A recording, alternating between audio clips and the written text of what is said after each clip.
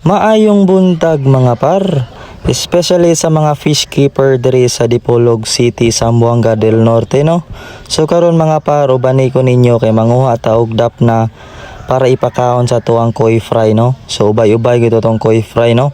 So shoutout sa mga fish keeper dira, kabalo na sila unsahon pagkuha ang dap na og asa na dapit kuhaon no. So shoutout po sa mo ang gipalitan na niya mo ang sibot no, kang looking na guys.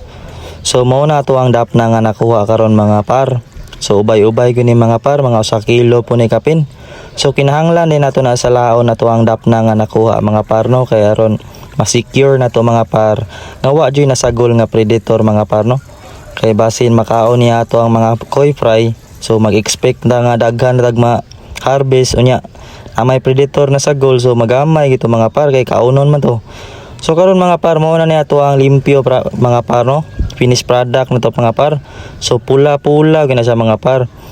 Mao na siya ipakaon na to sa tuang mga gagmay pangakuy mga par. Kay maglisod pa man na sila sa feeds mga par, kay gagmay pa man. So kinahanglan gyud na sila og live food, din healthy po sila aning live food mga par. So mao niya to ang ikaduhang update sa tuwang koi fry diri mga par no. So kani nga koi fry day is 13 days old pa ni mga par no. So dagko-dagko na gid sila mga par. Daghan na tang mga suki nga nagpaabot ani mga par pohon no.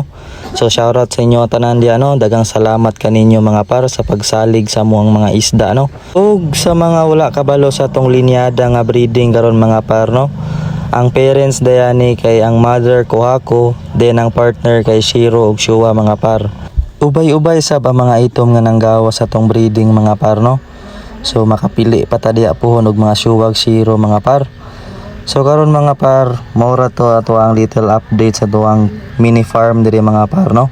Ang Cuenca Koi Farm mga par. So inana ra tong rada kada buntag mga par. Ato ang daily routine ba.